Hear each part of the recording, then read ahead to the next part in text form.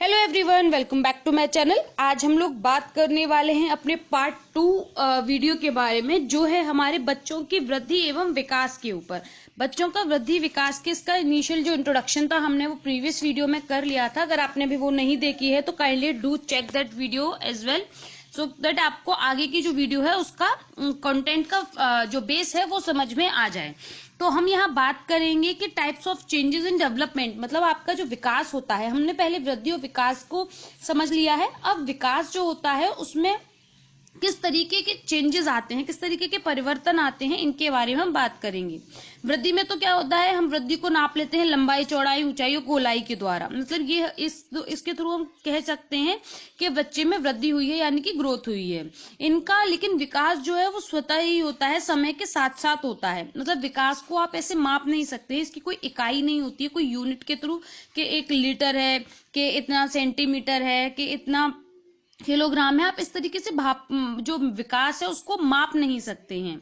इसको मापने के लिए आपको जो साइकोलॉजिकल टेस्ट होते हैं, जो स्टैंडर्डाइज टेस्ट होते हैं, उनको यूज किया जाता है, उनको फॉलो किया जाता है, जिनके द्वारा कुछ हद तक, हम ये नहीं कह रहे कि 100% आपको सही रिजल्ट्स मिलेंगे, पर कुछ हद तक आप माप सकते हैं कि व्यक्ति का विकास कितना हुआ है। जैसे कि आपका एक IQ टेस्ट है, IQ टेस्ट के थ्रू आप ये चेक कर सकते हैं कि जो पर्सन है उसका मेंटल डेवलपमेंट कितना हुआ है। हम ये नहीं कह रहे मेंटल ग्रोथ कितनी हुई है, हम कह रहे हैं मेंटल डेवलपमेंट कितना हुआ है।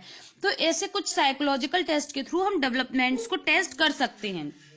एक बालक के विकास में 4 चरणों में होता है, मतलब जो आपके 4 बेसिकली जो स्टेजेस होती हैं उनमें एक बच्चे का विकास होता है। जैसे कि चेंज इन साइज, यानी कि आकार में परिवर्तन आता है।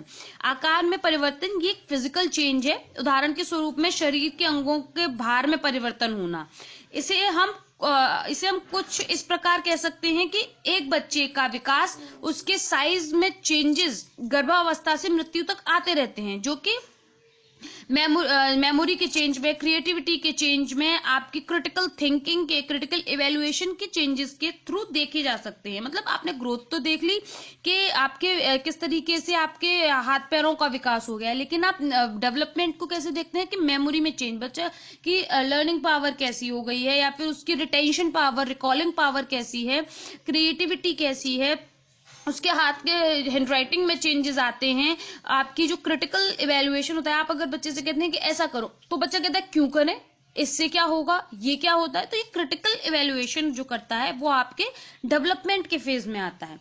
नेक्स्ट है हमारा चेंज इन प्रोपोर्शन, यानी कि अनुपात में परिवर्तन होता है। जन्म के समय बालक के मस्तिष्क का भार जो होता है वो यौवनावस्था की तुलना में 4 गुना बढ़ जाता है, और हार्ट का भार 13 गुना बढ़ जाता है। ये आपको फैक्ट याद रखने हैं, ऐसे भी क्वेश्चन आपसे पूछ लिए जाते हैं कि आपके जन्म के समय बालक के जो मस्तिष्क है, यानी कि ब्रेन का जो वेट होता है वो जो एडोलेसेंट्स होते हैं उनसे 4 गुना ज्यादा होता है, और हार्ट का भार 13 गुना ज्यादा बढ़ जाता है यौवनावस्था में।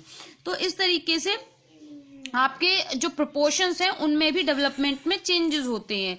आपके प्रोपोर्शन चेंज हुए और आपके डेवलपमेंट में मापा जाता है। इसको आप किसी बाहर से तो नाप नहीं रहे हैं कि इतने किलो में हो गया, सिर्फ आप एक देखकर आप डिफरेंस अपने आप देख सकते हैं। जो आपका मेच्योरिटी लेवल होती है उसको भी आप सिर्फ देखकर कह सकते हैं। फेस तो वही रहता है पर्सन का, लेकिन कभी उस पर झुर्रियां आ गई हैं, या फिर वो खिला हुआ चेहरा है, या फिर जो बॉडी है वो झुक गई है। ये सारे परिवर्तन कैसे हैं, ये विकास के हैं, जो आप देखकर माप सकते हैं। आप अपनी किसी भी स्टैंडर्ड टूल से नहीं देख सकते हैं।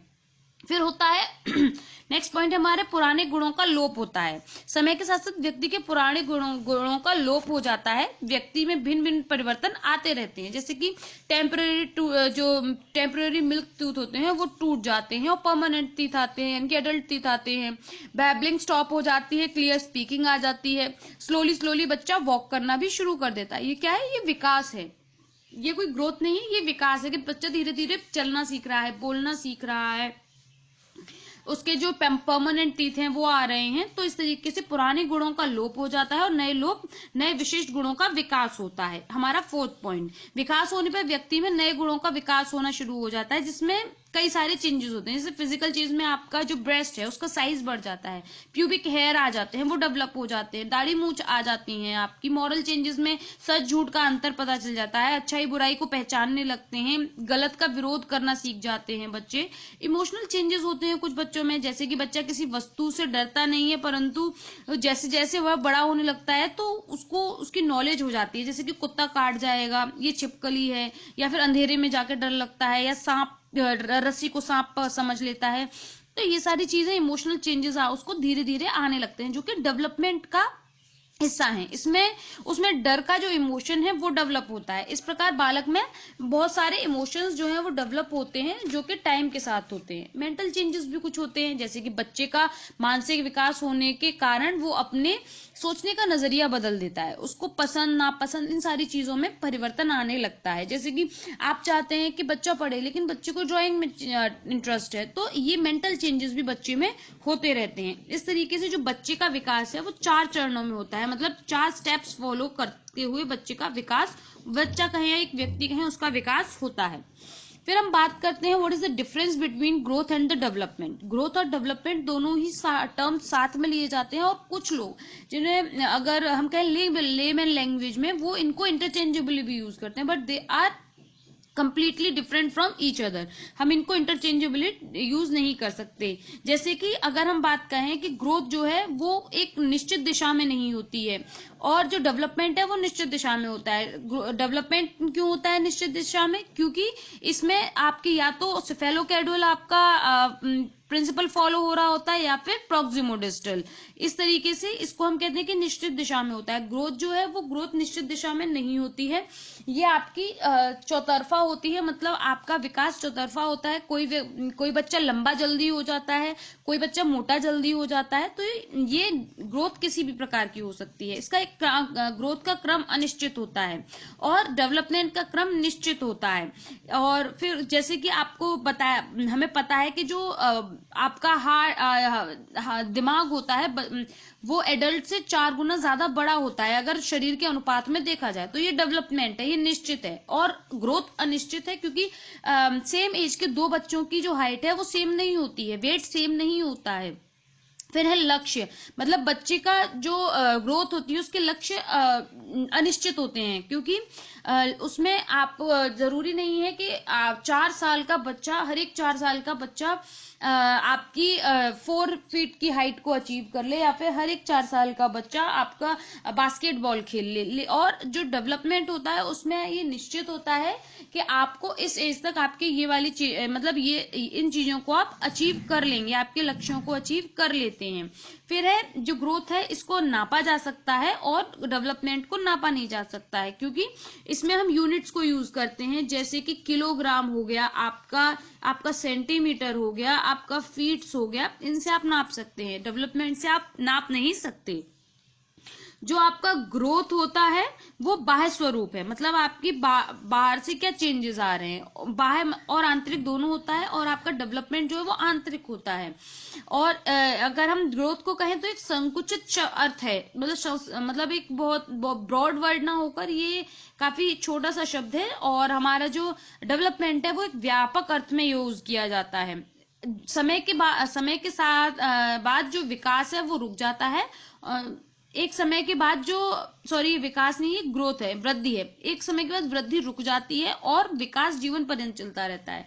वृद्धि कैसे रुक जाती है कि आप जब एडल्ट हो जाते हैं, आफ्टर अ सर्टेन एज आपकी हाइट बढ़ना बंद हो जाती है, आपका बॉडी मास इंडेक्स बढ़ना बंद हो जाता है, लेकिन विकास जो है वो चलता रहता है। अगर आप चाहते हैं और लर्निंग करें, आप और ज्यादा मेंटल एबिलिटी वाले वर्क करें, आप और ज्यादा क्रिएटिविटी करें, तो वो आप कर सकते हैं। वो विकास है जो कि जीवन पर्यंत चलता रहता है। जो ग्रोथ होती है इसमें शारीरिक परिवर्तन होते हैं, और जो आपकी डेवलपमेंट होता है उसमें शारीरिक, मानसिक और सामाजिक सारे ही परिवर्तन को इंक्लूड किया जाता है। जैसे कि आप जब छोटे होते हैं तो आपको सोसाइटी में खेलना बहुत पसंद होता है, क्योंकि आपको फ्रेंड्स मिलते हैं। फिर जैसे ही आप प्यूबर्टी स्टेज में आते हैं तो आप सोसाइटी से कटने लगते हैं। फिर जब एडल्टहुड में आते हैं तब आपको फिर से सोसाइटी अच्छी लगने लगती है। तो ये सामाजिक परिवर्तन है जो कि ग्रोथ में नहीं होते हैं बल्कि डेवलपमेंट में होते हैं। यह अवस्था मतलब आपकी जो ग्रोथ की अवस्था है वो बाद में आती है और डेवलपमेंट की पहले आती है। जो ग्रोथ है वो रचनात्मक होता है और जो डेवलपमेंट है वो रचनात्मक और विनाशात्मक दोनों होते हैं।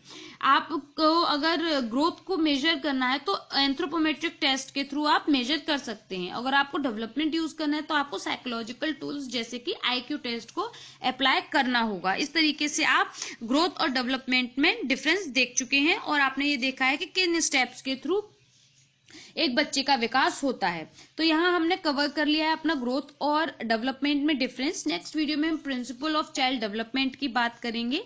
वीडियो अच्छी लगी हो तो press the thumb icon so that आपके जो फीडबैक है उससे मुझे पता चले कि मेरा जो टीचिंग का मेथड है या फिर मेरा जो कंटेंट है वो आपको समझ आ रहा है। अगर वीडियो ना पसंद आई हो तो डिसलाइक का भी बटन आप दबा सकते हैं। अगर आप विजिटर हैं तो चैनल को सब्सक्राइब करें। Thank you for watching my video and have a good day. Bye bye.